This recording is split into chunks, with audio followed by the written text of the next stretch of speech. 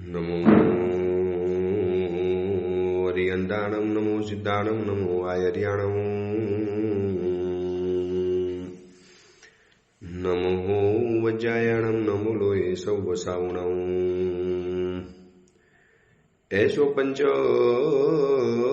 નમુકારો સૌ પાવપણાસણો મંગલાણમ ચ સવ્વેસીમ પડમમ વૈ મંગલમ.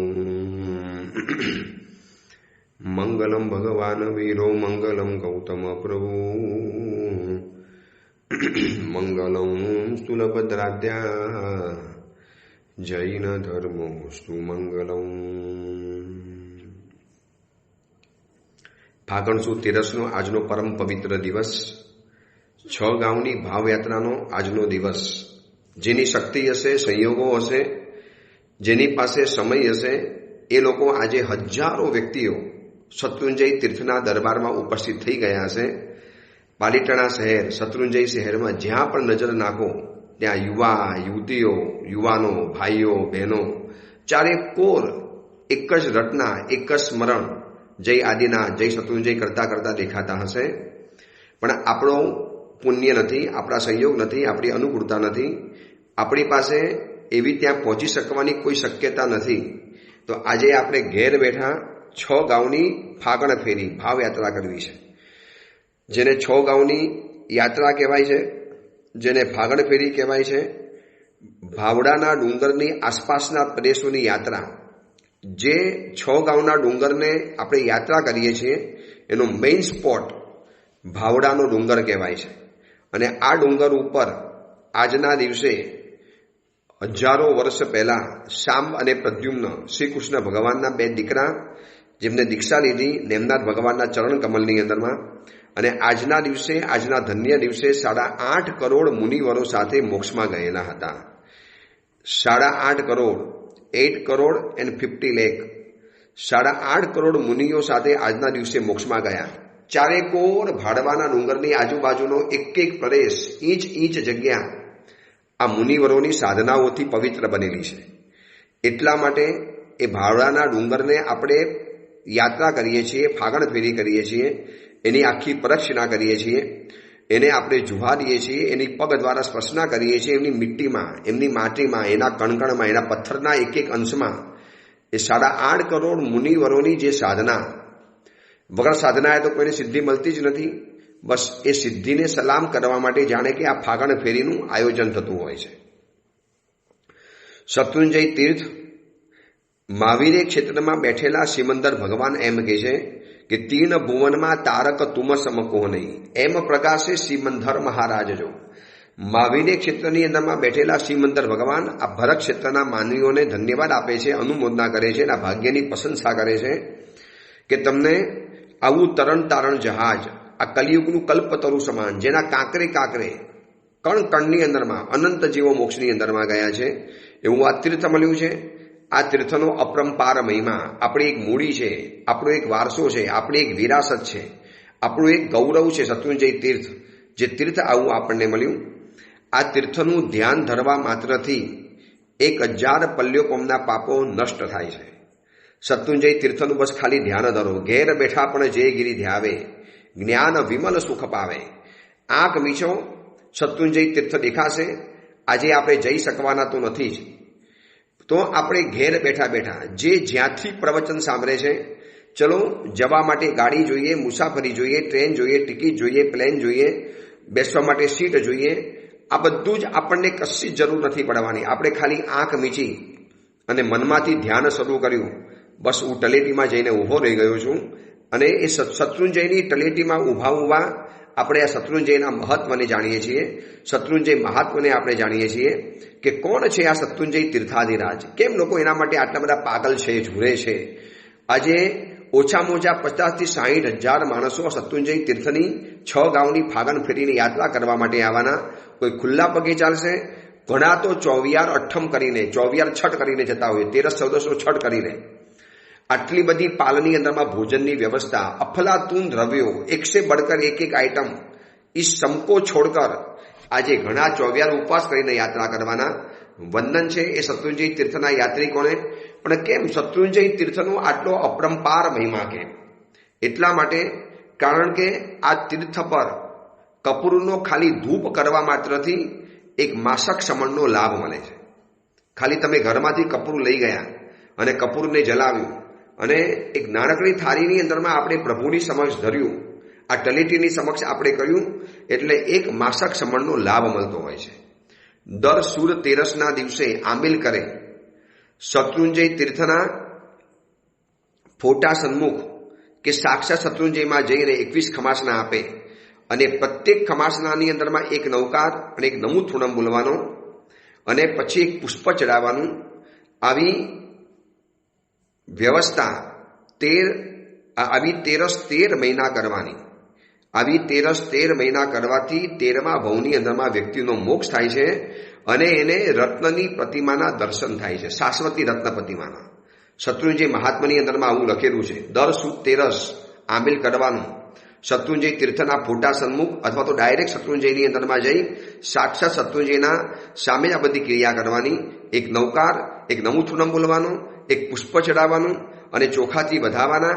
અને આ રીતે 13 વખત કરવાથી 13 મહિના સુધી આવી 13 કરવાથી એને રત્નની પ્રતિમાના દર્શન થાય અને 13 ભવની અંદરમાં મોક્ષ મળે છે.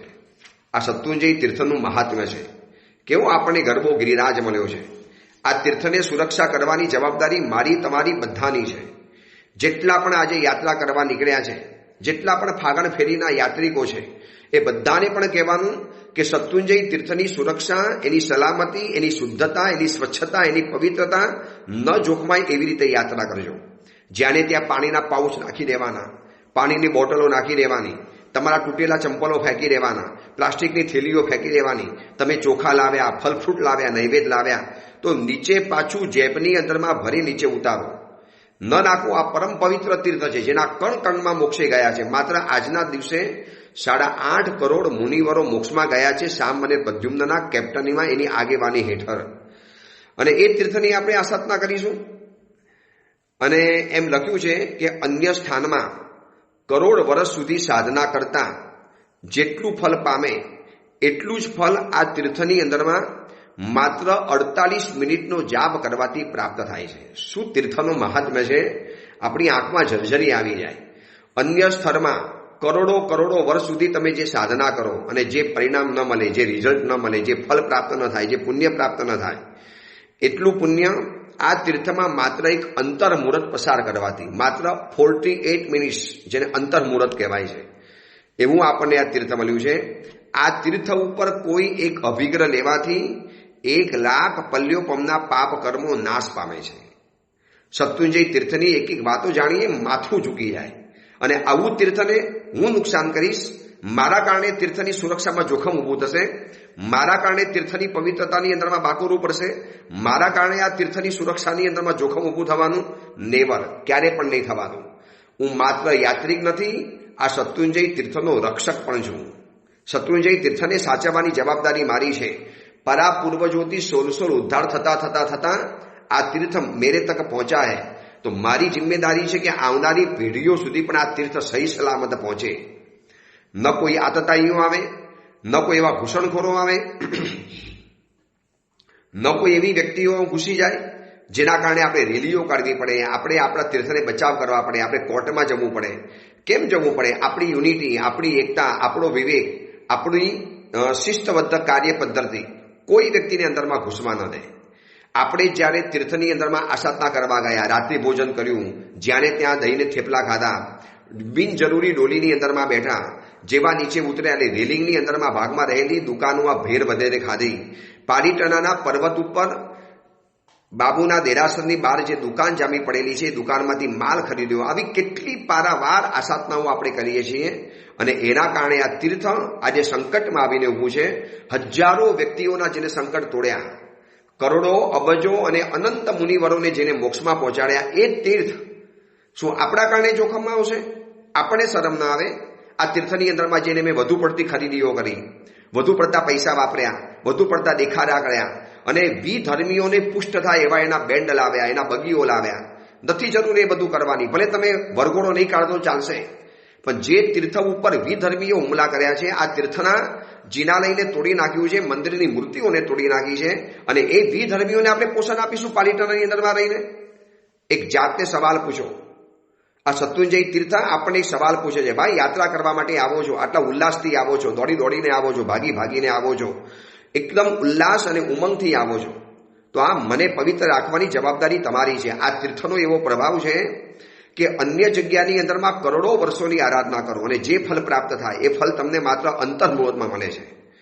આ તીર્થ ઉપર એક નાનકડો અભિગ્રહ લેવાથી, અભિગ્રહ નક્કી કરો, શત્રુંજય તીર્થની યાત્રા કરવા જાઉં છું, એક અભિગ્રહ, આ તીર્થને ઊની આંચ નહીં આવવા દઉં, આ તીર્થની પવિત્રતામાં એક જોખમ ઊભું નહીં થવા દઉં, આ તીર્થની શુદ્ધિને બરકરાર રાખીશ, આ તીર્થની સુરક્ષા જડબે સલાક થાય એવા જ મારા પગલાં હશે, એવી જ મારી વ્યવસ્થા હશે, એવી જ રીતે મારી ઉજવણી રહેલી હશે.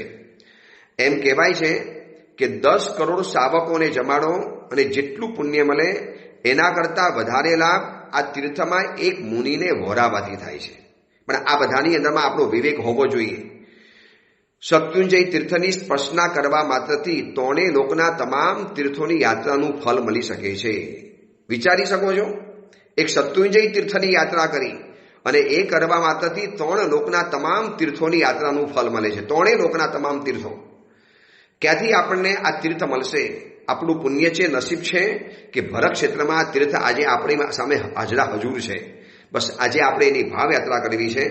આદિનાથ દાદા 99 પૂર્વવાર આ તીર્થ ઉપર આવેલા છે અને કેટલી સેંકડો વખત આ પ્રભુ આદિનાથે અહીંયા પોતાની ઉર્જાઓ ઠાલવી છે. ચલો, એ તીર્થની તળેટીમાં આપણે અત્યારે ઉભેલા છીએ. સામે ઉત્તુંગ પર્વત દેખાય છે. હજારોની ભીડ, માનવ મેદની સવારના 3 વાગ્યાથી 4 વાગ્યાથી શરૂ થઈ ગઈ છે. પણ આપણે ઉતાવળ નથી કરવી, આપણે જૈનાપૂર્વક જવું છે. તીર્થની યાત્રા કરવા માટે પણ વિવેક જોશે. અવિવેક એ તીર્થની યાત્રાને ભરખી જાય છે. તો આપણે વિવેક સાથે યાત્રા કરવી છે. બહુ એટલું બધું અજવાળું પણ નહીં અને અંધારું પણ નહીં, હાથની હસ્તરેખાઓ દેખાય અને આપણે આપણી ધર્મશાળામાંથી બહાર નીકળ્યા. જૈનાએ ધરજો પાય, જૈનાપૂર્વક પગ ધરતા ધરતા ધરતા ધરતા આપણે શત્રુંજય તીર્થની તળેટી ઉપર આવીને ઉભેલા છીએ. આજે આપણે એક નવા પ્રકારની તીર્થની ભાવયાત્રા કરવી છે. દરેક જગ્યાનો એક સંદેશો છે જે આપણે પ્રાપ્ત કરવો છે. આપણે ઊભા છીએ તળેટીમાં, જય તળેટી જેને કહેવાય છે, જ્યાં સૌથી પહેલી યાત્રા કરવાની શરૂઆત થાય. લોકો એ શિલા ઉપર માથું ટેકવે, કોઈ સોનાના વરખ લગાડે, કોઈ ચાંદીના વરખ લગાડે, કોઈ શ્રીફળ ચડાવે, કોઈ ફૂલો ધરાવે, કોઈ દાદા આદિશ્વરજી દૂરથી આવ્યો દાદા દર્શન દો, આ સ્તવન લલકારે. તો આપણે આ તીર્થની તળેટીનો એક સંદેશો કાને ધરવો છે.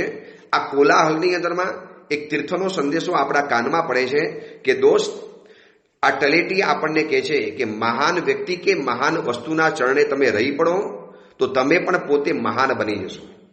હું આ પર્વતની તળેટી ગણાવું છું.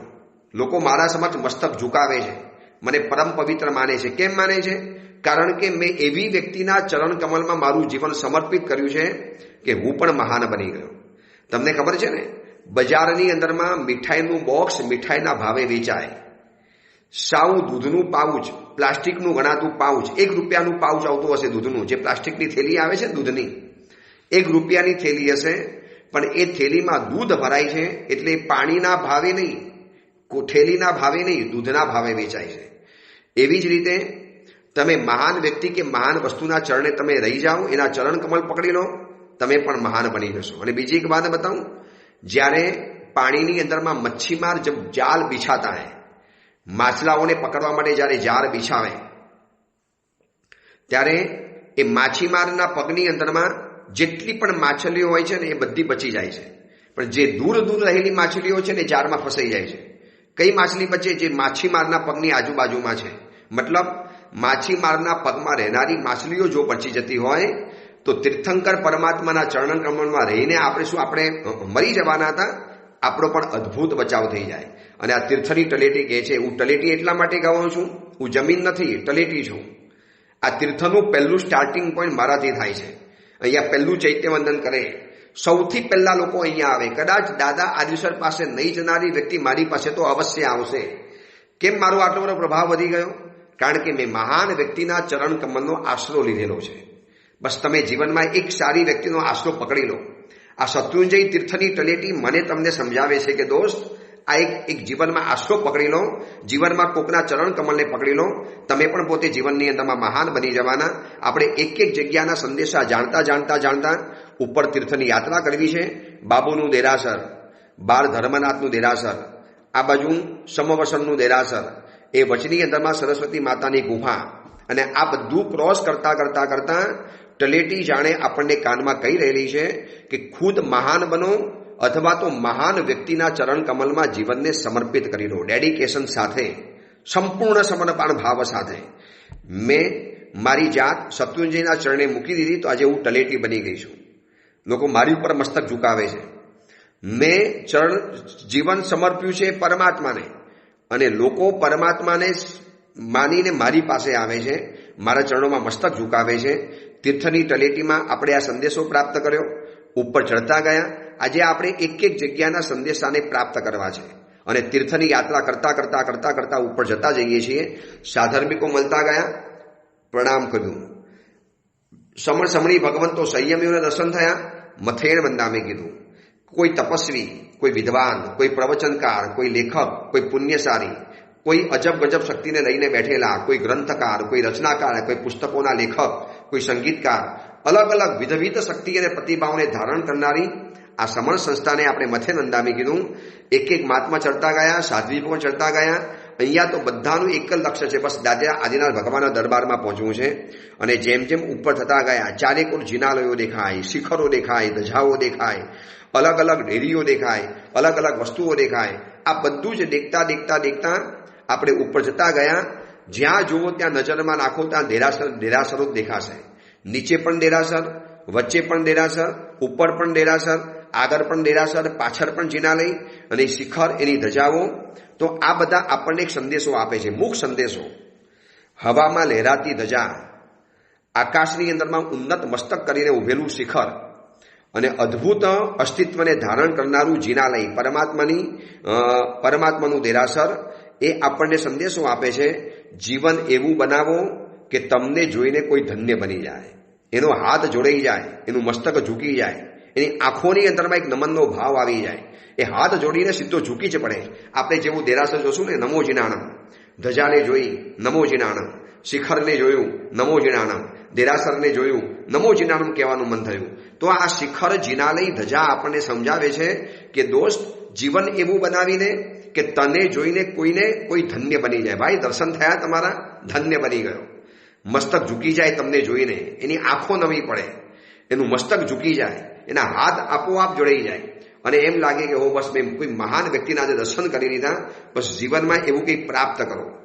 આ જિનાલયને જોતાની સાથે જેમ આપણે ખુશખુશાલ થઈ જઈએ છીએ ને, મોતીસાનું દેરાસર, નવટૂંકનું દેરાસર, ચમુજીનું દેરાસર, નીચે તલેટીમાં રહેલા જેટલા પણ જિનાલયો છે, ધર્મશાળાથી તલેટીમાં આવતા સુધીમાં જેટલા પણ રસ્તામાં જિનાલયો આવ્યા, બધાને આપણે નમો જીનાણમ કહેતા આવ્યા. હાથ જોડાઈ ગયા, મસ્તક નમી પડ્યું, મસ્તક ઝૂકી પડ્યું. બસ એટલા માટે આ જિનાલય આપણને સંદેશો આપે છે કે દોસ્ત, જીવન ऐसा બનાવો કે આપકો દેખકર કોઈ ધન્ય બન જાય, ઉनको ધન્યતા કી લાગણીનો અનુભવ થાય. આજે આપણે કેવા ધન્ય માનીએ છીએ, મારો ધન્ય બન્યો આજે અવતાર, કે મળ્યા મને પરમાત્મા, આપણે બોલીએ છીએ ને. તો આપણે પણ એવું કંઈક કરીએ કે આપણા કારણે કોઈ વ્યક્તિને ધન્યતાની લાગણી અનુભવાય. બસ આ યાત્રા કરીએ છીએ, અને એક વસ્તુના સંદેશા આજે પ્રાપ્ત કરવા છે. ચડતા પગથિયા, સ્ટેપ ચડતા ગયા. 3000થી વધુ સ્ટેપ છે શત્રુંજય તીર્થના, 3000થી પણ વધુ સ્ટેપ્સ. એક પગથિયા ચડ્યા, પગ મૂકીને ઉપર વધતા ગયા.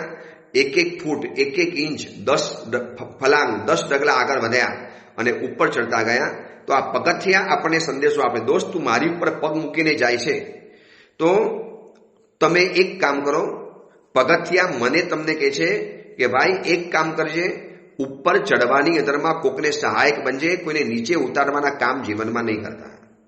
તો આપણે કહીએ કે આ પાછા જ્યારે ઉતરીશું ત્યારે આ જ પગથિયાથી આપણે પાછા નીચે ઉતરવાના. તો પગથિયા કહે છે કે તમે એકવાર જેને ઉપર ચડાવ્યો હોય ને એને તમે નીચે ઉતારી શકશો, વાંધો નહીં. નીચે એટલે એને પોતાના સ્થાને લઈ શકશો, પણ પહેલા તો તમારે એને ઉપર ચડાવવું પડશે. ઉપર ચડ્યા વગર કોઈ નીચે ઉતરી નથી શકવાના. મેં એ લોકોને મારા ખભા ઉપર ઉચક્યા. હજારો, લાખો, કરોડો યાત્રિકો આ સુધીમાં મારી પાસે આવી ગયા. મેં બધાને ઉપર મોકલ્યા છે, મારા દ્વારા ઉપર લોકો ભલે હું કાંઈ નથી કરી શકતો. તમને ખબર છે પગથિયા અને લિફ્ટ આ બંનેમાં શું ફરક પડે? ત્યાંને ત્યાં રહી અને બીજા લોકોને આગળ વધારે, પોતે કશું નથી કરી શકતો પણ બીજાને જે આગળ વધારે છે એ પગથિયા. અને લિફ્ટ શું કરે છે? લોકોની સાથે સાથે ઉપર તો જશે પણ લોકોને ઉપર છોડી વળી પાછી લિફ્ટ નીચે આવી જવાની. પગથિયા ત્યાંને ત્યાં જ રહે છે, એ આગળ નથી વધતા પણ એની ઉપર રહેનારી દરેક વ્યક્તિને આગળ મોકલી આપે છે. લિફ્ટ પોતે આગળ વધે છે પણ ઓલા પેસેન્જરો મુસાફરોને ઉતારી વળી પાછી લિફ્ટ નીચે આવી જાય છે. તો પગથિયાનો સંદેશો છે કે કોકને ઉધ્વગમનની યાત્રામાં સહાયક બનો.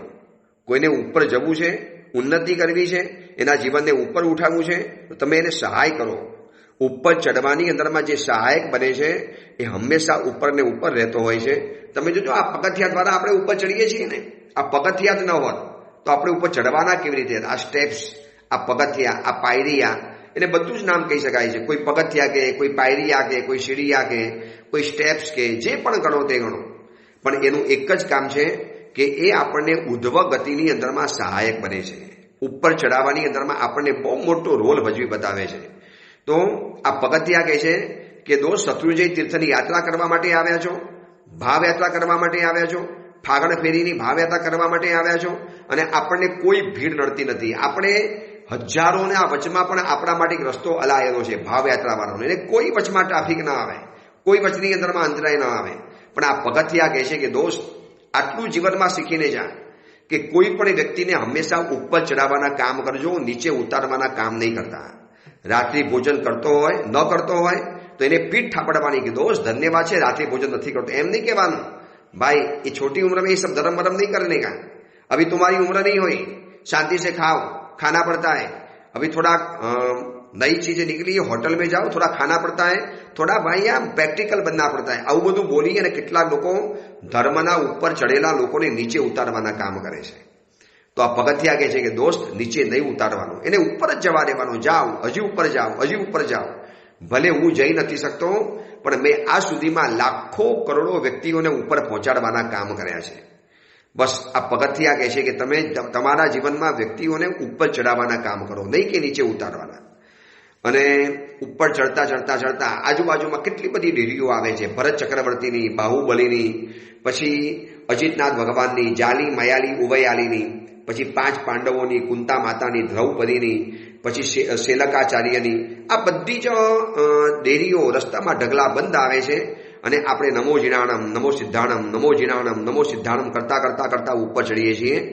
આજે તો સમય નથી છતાં પણ આપણે ડેરી સમક્ષ હાથ જોડ્યા, માથું ઝુકાવ્યું કે ભાઈ તમારી ઉર્જા અમને પ્રાપ્ત થાય.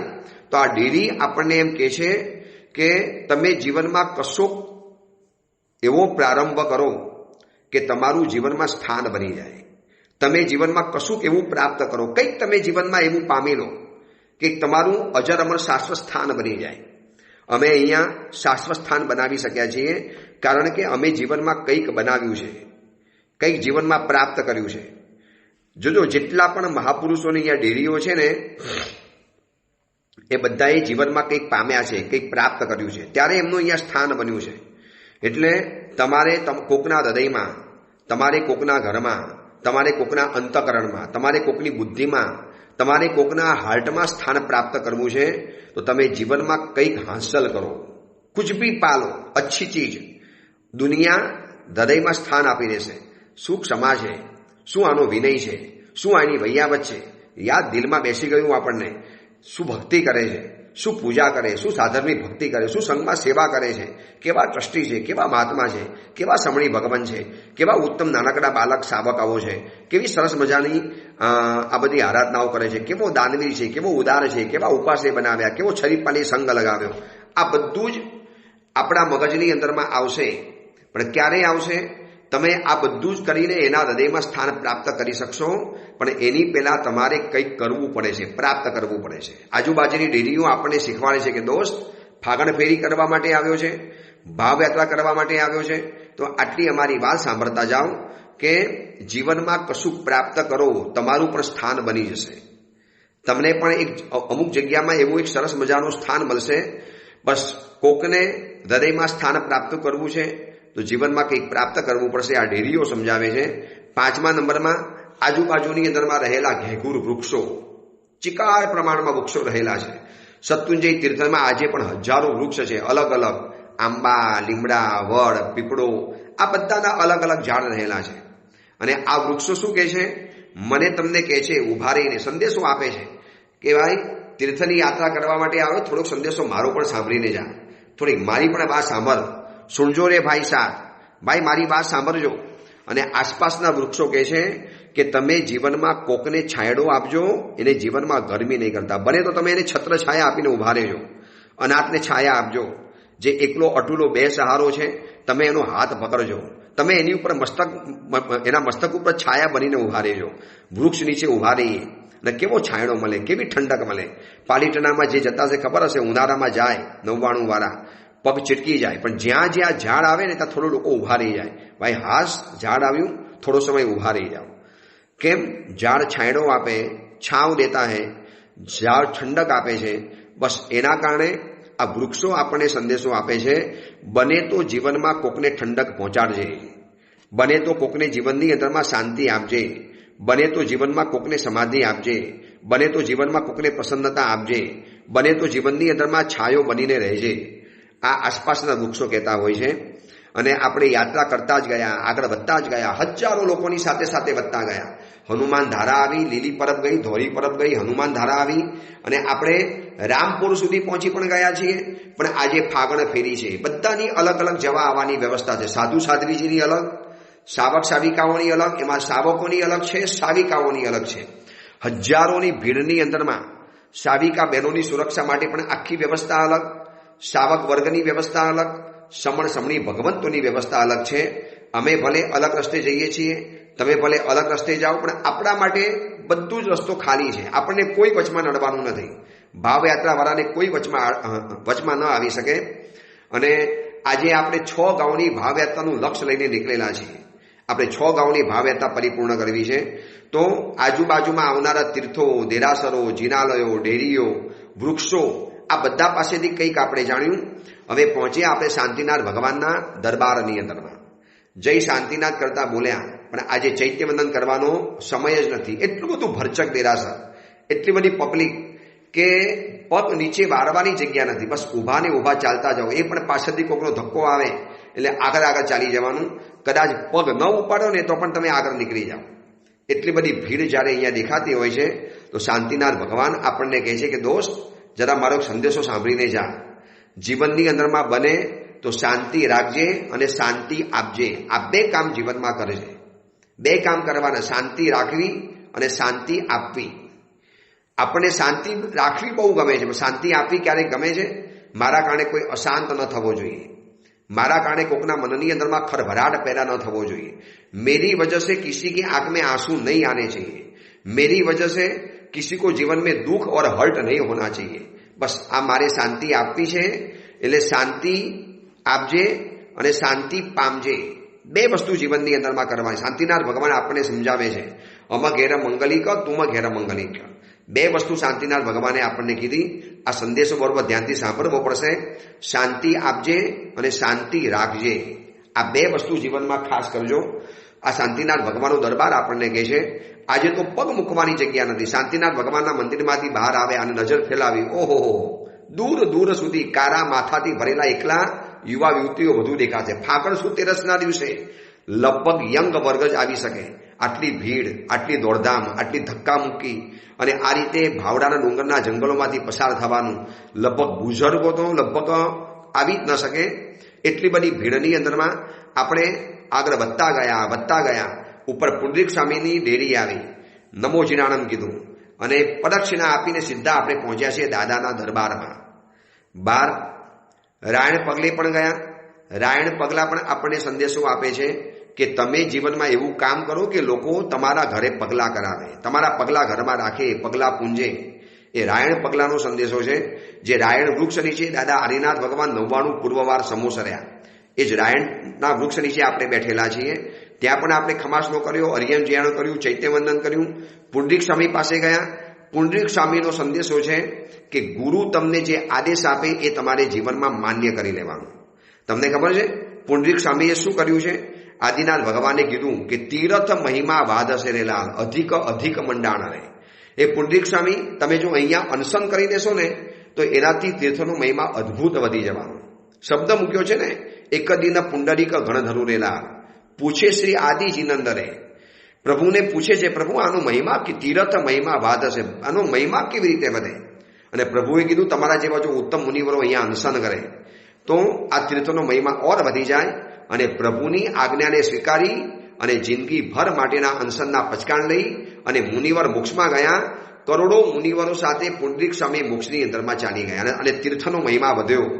પ્રભુએ કીધેલું તીર્થ મહિમા વાદશે રે લાલ, અધિક અધિક મંડાણ રે.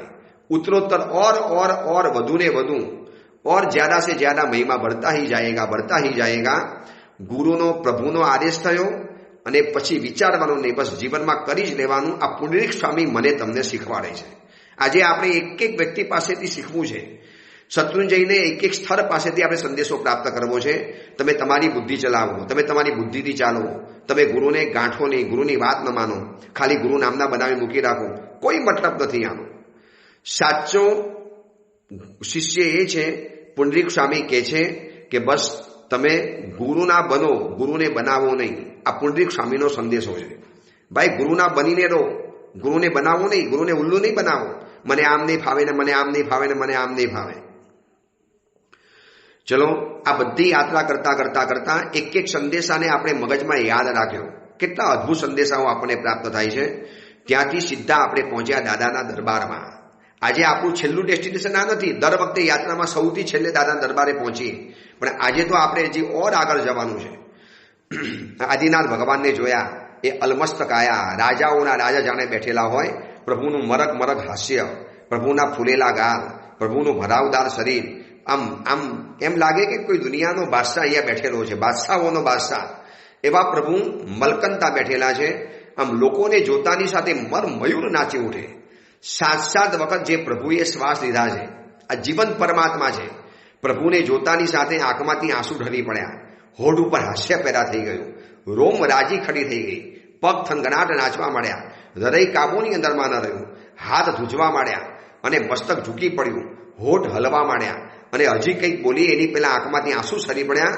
પ્રભુ આપે મને દર્શન આપ્યા, મારા જેવા અધમ, અપાત્ર, અયોગ્ય, અપૂર્ણ, અને પ્રભુ આપે મને દર્શન આપ્યા છે. વાહ પ્રભુ, બસ આપનો આભાર ક્યારે પણ નહીં ભૂલું.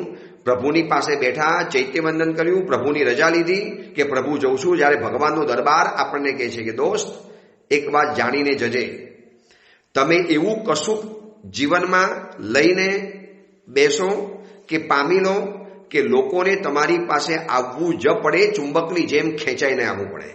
જો મેં મારી પાસે દાદાને રાખ્યા છે, આદિનાથ ભગવાનને. દુનિયામાં માણસ બીજા દેરાસરમાં જાય કે ન જાય, શત્રુંજયમાં ઉપર ચડેલો વ્યક્તિ બીજા અન્ય કેટલા બધા દેરાસરો છે, બહાર, અંદર, ઉપર, નીચે, બીજે જાય કે ન જાય, દાદાના દરબારમાં તો આવવાનો એટલે આવવાનો. એટલે તમે એવું કશું લઈને પામીને બેસો કે લોકોને તમારી પાસે આવવું જ પડે. એને તમારી પાસે અવશ્ય મેવ આવવું પડે, તમારે જવું ના પડે. આદિનાથ ભગવાનની પાસે લોકો ભાગીને આવે છે, દોડીને આવે છે, ચડીને આવે છે. શક્તિ નથી તો પણ ટાંટિયા તોડીને આવે છે, દમ ભરીને આવે છે. જેને બાયપાસના ઓપરેશન થયા છે એ પણ જાનના જોખમે આવે છે. બસ આ કેમ આવે છે?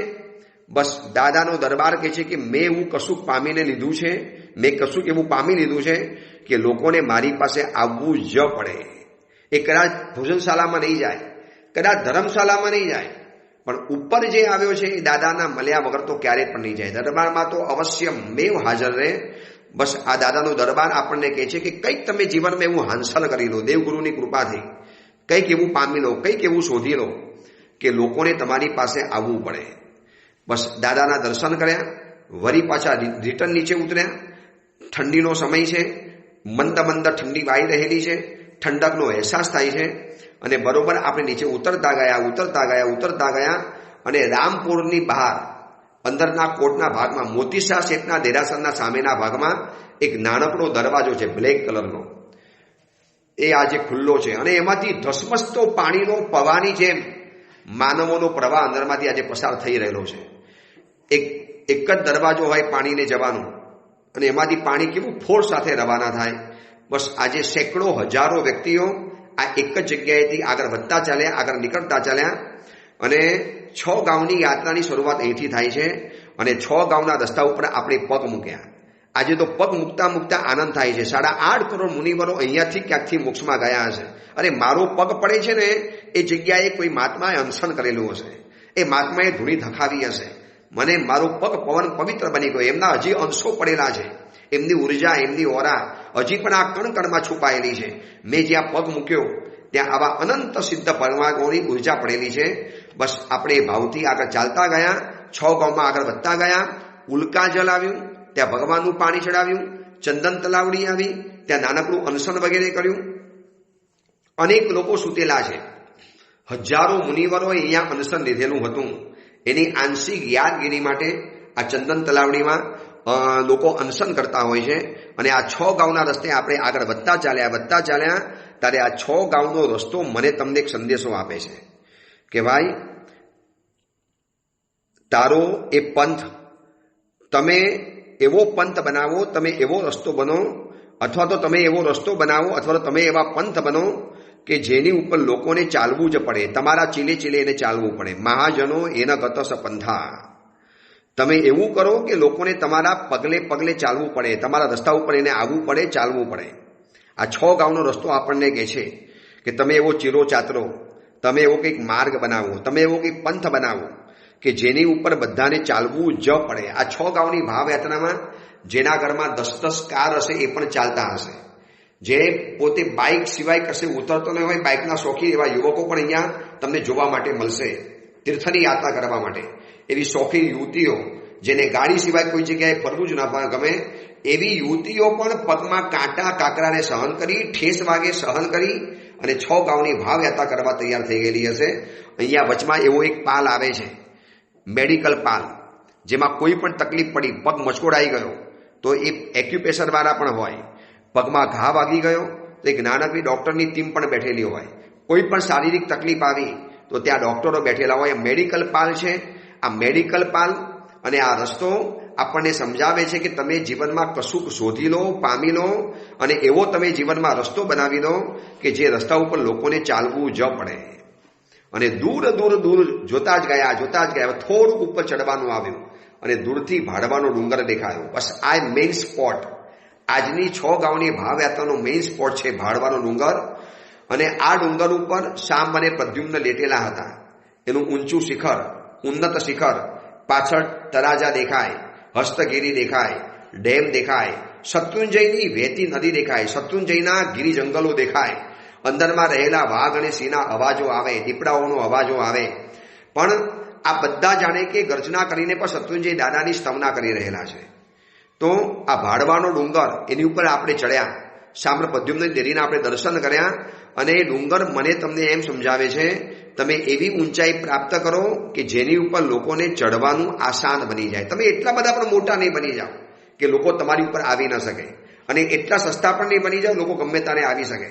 પણ માપસરની ઊંચાઈ જીવનમાં પ્રાપ્ત કરી લો, જીવનમાં એવી સરસ મજાની ઊંચાઈ પ્રાપ્ત કરી લો કે લોકો તમારી ઉપર ચડવા માટે આવે અને ચડી પણ શકે.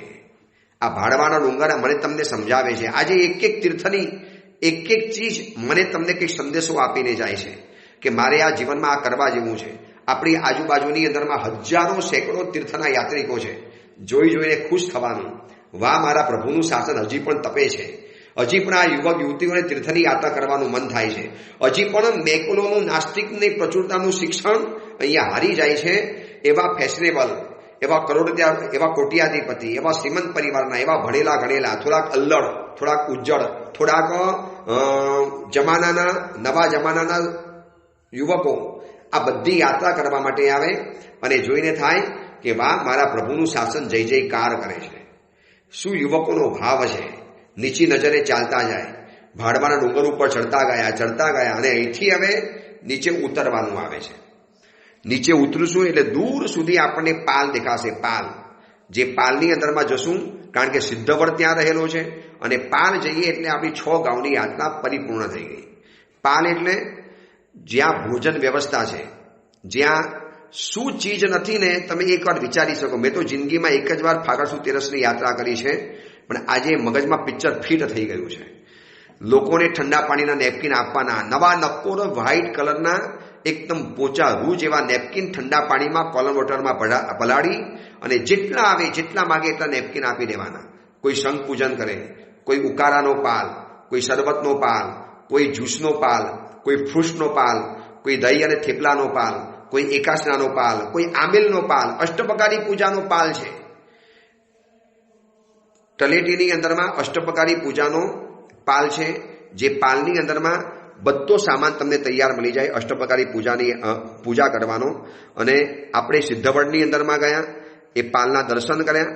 લોકો ભાવ ભરે કે છે ભાઈ પધારો, લાભ આપો, ભાઈ પધારો, લાભ આપો. અલગ અલગ લોકોની માગણીઓ, વિનંતી. પછી મેવાનો પાલ, જો તમ જાત જાતના પાલ રહેલા છે. અને એ બધાના સમયની અંદરમાં આ પાલ મને તમને છેલ્લી શિખામણ આપે છે કે દોસ્ત, ભૂખ્યા તરસ્યા કોઈ પણ તારી પાસે આવે, ભૂખ્યાની ભૂખ મટાવજે અને તરસ્યાની તરસ મટાવજે. બસ આ પાલ મને તમને શીખવાડે છે કે દોસ્ત, આપણી પાસે કોઈ આશા લઈને આવ્યો હોય, સવારથી યાત્રિકો નીકળ્યા છે, કોઈ તરસ્યા છે, કોઈ પ્યાસા છે, કોઈ ભૂખ્યા છે, અને મારી પાસે આવે છે. બધાને હું તૃપ્ત કરીને મોકલું છું, બધાને હું પેટ ભરીને જમાડીને મોકલું છું, બધાને હું પેટ ભરીને જમાડું છું અને બધાને હોડકાર આપીને અહીંયાથી રવાના કરું છું. બસ આ અલગ અલગ તીર્થની ભાવયાત્રાની એક એક જગ્યાના આપણે સંદેશા જાણ્યા. બસ 6 ગાઉની ભાવયાત્રા આપણે પરિપૂર્ણ કરી. આસાનીથી ચડ્યા અને આસાનીથી ઉતરી ગયા. 8.5 કરોડ મુનિવરોને આપણે વંદન કરીએ, મસ્તક ઝુકાવી દઈએ કે ધન્ય છે આપણા સાહસને, ધન્ય છે આપણી સાધનાને, ધન્ય છે આપની વીરતાને અને ધન્ય છે આપણા પરાક્રમને. બસ આ રીતે આપણે નમસ્કાર કર્યા. સિદ્ધવડની અંદરમાં પણ ઝૂક્યા. અનંતર તીર્થંકરોથી પવિત્ર થયેલી ભૂમિને આપણે એ પામીને કંઈક આપણે જીવનમાં ચાર્જ બન્યા. આ રીતે શત્રુંજય તીર્થની 6 ગાઉની ભાવયાત્રા આપણે પરિપૂર્ણ કરીએ છીએ. આદિનાથ દાદાને કરીએ કે પ્રભુ શક્તિ હશે તો ફરી વખત આવતા વર્ષે યાત્રા કરવા માટે. પણ ઘેર બેઠા 6 ગાઉની ભાવયાત્રા આજે આપણે સુંદર મજાની થઈ ગઈ. આદિનાથ દાદાને યાદ કર્યા, શાંબ અને પ્રદ્યુમ્નને યાદ કર્યા, એ 8.5 કરોડ મુનિવરોને યાદ કર્યા. અને આ તીર્થની પ્રત્યેક વસ્તુના સંદેશાને પણ એક વખત યાદ કરી લેજો.